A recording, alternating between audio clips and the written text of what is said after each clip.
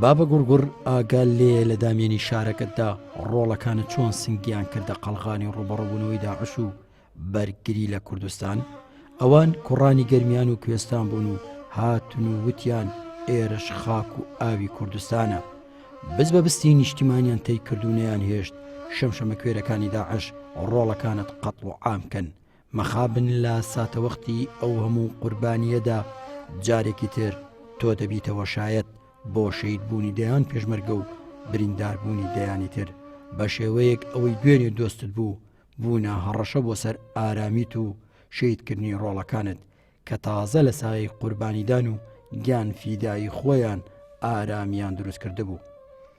ئەستێرەگەشەی کاروانی شەیدان لە ئاسمانی ساماڵی کوردستاندا هەمیشە لە درەوشانەوەدایە، ڕێگە نادەن تاریکی باڵی بەسەر خاک و ئاوتدا بکێشێت.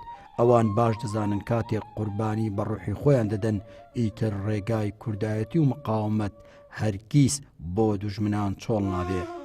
لە ڕۆژگارە سەختەکاندا کە ئومێد بۆ مانەوە لاواز دەبێ، ترس بۆ لە دەستدانی مانەوە پەرە دەستێنێ، ئازایەتی و جەسووری پێشمەرگە لە مەیدانی شەڕ و ڕوبەڕووبوونەوە جاڕی سەرکەوتن لێ دەدات. 16 ئۆکتۆبەر شایەتی ئەو ڕۆژەیە کە پارێزەرانی کوردستان بە خوێنی خۆیان توانیان ڕێگە لە سڕینەوەی نازنامەی نەتەوەییمان بکردن و بوونە هەوێنی بەردەوامبوونی بەرگریکردن لە کوردستانێتی ئەو سنوورە و سەنگەرێک بۆ ڕێگری لە دروستبوونی ماڵوێرانی بۆ سەرخاکی کوردان.